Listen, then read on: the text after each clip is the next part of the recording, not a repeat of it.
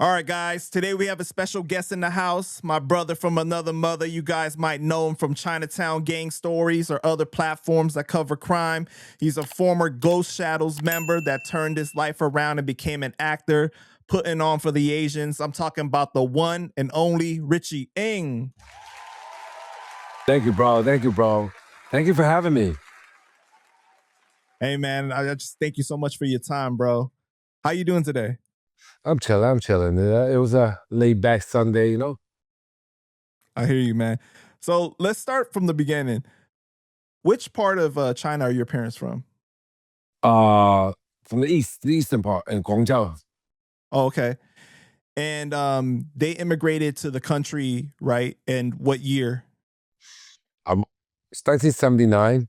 1979. What year were you born? 76. Oh, 76. Yeah, I just turned. But so you were born in China? No, I was born in Hong Kong. Oh, okay, got you. Okay. Yeah, yeah. And how many siblings did you grow up with? Just my little brother. Just your little brother. Okay. Yeah, he was born in 79. Like back then, they didn't have all these regulations and stuff like that. My mom was pregnant in her fucking second trimester on a plane, like, or third trimester. Nowadays, after the first trimester, they won't even let you on a plane no more Right. because right. it's dangerous to the fetus and stuff like that. But then again, I grew up in the era where there was no car seats. I don't even know what a car seat is. I know it's crazy. Like these days, like people stay in the car seat, like they have like the booster one after that. It's like After the car seat is the booster seat. Bro, I was sitting in the back of a station wagon laid out like it was a bed. You know what I'm saying? Right. Different era, different era. So what did your parents do for work? Oh, they retired. No, I meant when they came to the country, what did they do for well, work? Well, you know, they went the prototypical Asian immigrant route. My dad worked in a restaurant as a waiter, and my mom was a seamstress in a sweatshop. Oh, wow. Okay. And they worked a lot, right? They were working like 6, 7 hell. days a week. Yes. My mom's worked 6 days a week, but my pops worked like 7 days a week. That's crazy, man. But back then, it was not unique. It was not unique. Right. Very common. Everybody was right? doing that. Everybody was doing that. All immigrants was doing that. Yeah. How would you describe the dynamic of your household? Like, was it very traditional Chinese or like, how would you describe it? Yeah, it was pretty traditional Chinese. You know, we had the statues of the gods and goddesses that they prayed to and light incenses for and stuff. It was a pretty traditional Chinese family.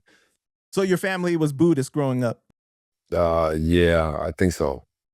Got you. Okay. And were you guys like really close to your parents, or how was that relationship like with your parents? Well, close. It's hard to get close when, I mean, I was a latchkey child. You know, I had my own key since the first grade. I had my own key because I used to have to come home from school myself and take care of my brother and walk him home or whatever. You know, because me and my brothers were like 3 years apart. I think 3 years apart. So when I was in second grade, I was responsible for walking home with him because he was in kindergarten at the time. That's crazy, right?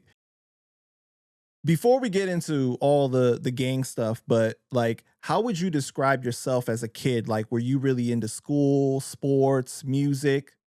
And I was into sports. I was into hanging out. You know, I wanted to be. You know, back then, after we moved out of Chinatown, we moved to Brooklyn. And back then in Brooklyn, it was not a big Asian community like it is now.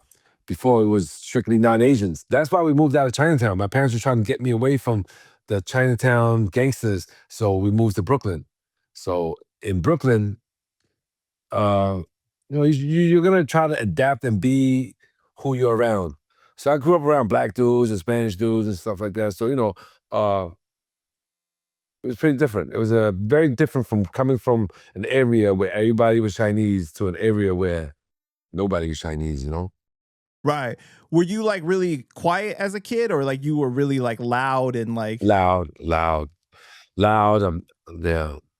rude, So you were saying that obnoxious. you hung out with a lot of Latinos and blacks, right? So is that like Yeah. where that whole swag comes from? Because like you don't like come across as like a regular Asian guy. Like, you know, you Uh, got like this kind of like demeanor about you. No, I really don't know the swag that you're talking about because I'm just myself. Like I don't see it. Like dudes be Right. telling me, yo, your accent is crazy or your voice is mad deep. Like I don't hear it. Like even when I see myself on screen or I see myself on camera, I don't hear what other people hear. Like when I hear myself talk, it seems like it's like a normal pitch. But people have told me that I sound like a bear sometimes, or like my voice is like mad deep. Oh, you know what? When I was locked up and dudes can't see who I am, and we yell at each other, like we talk to each other behind the gate. When I come out my cell, they'd be like, "Damn, bro, I thought you was like 7'9". Yo, you like 5'0". Like your voice don't match your body. I was like, so I don't hear it though. Right, right. So Yeah, you're first generation growing up in Chinatown initially, then you moved to Brooklyn, right? Because of the excessive yeah, amount of gangs and everything. It's yeah. crazy because like your parents kind of essentially did what Mike Moy's parents did because he lived in Chinatown and then they moved to Brooklyn too. Yeah, yeah.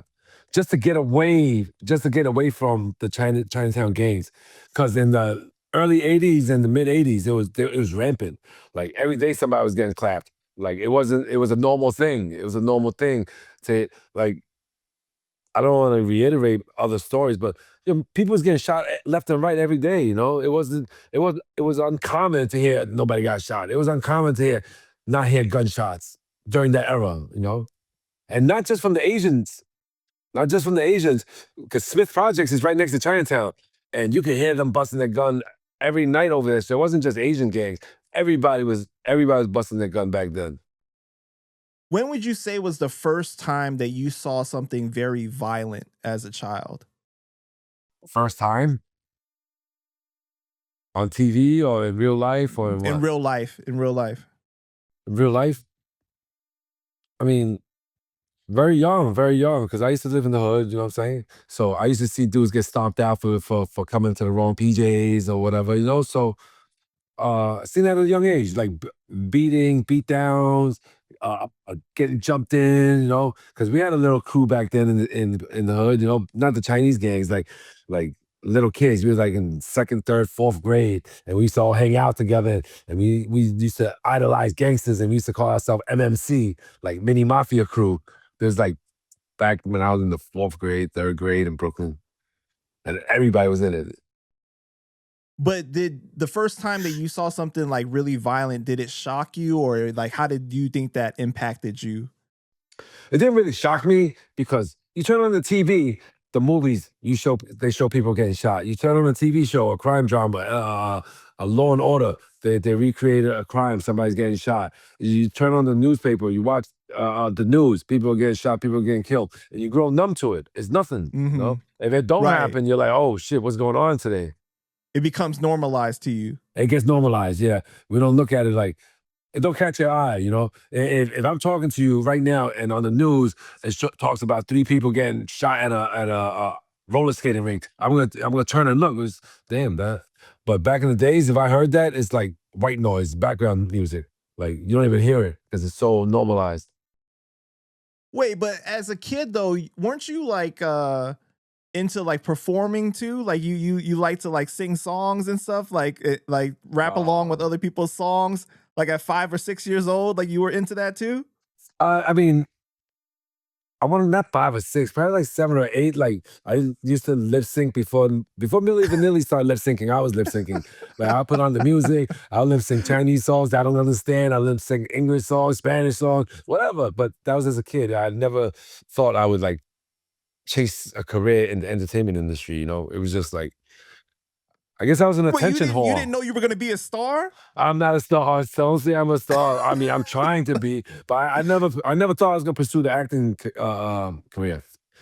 Right. Now because I didn't think I was gonna live that long to reach it, having to have a career or worry about a job. Or what you gonna be when you grow up? I don't know, in jail and in the ground, whatever. And we didn't care back then.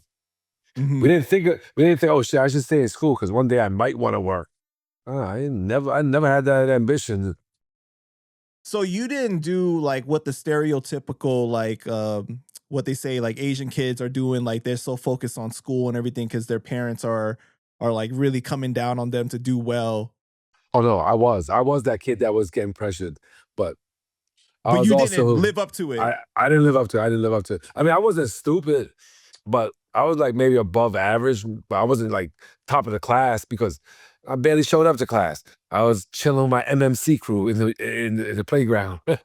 So no, I never was like pursued it academically.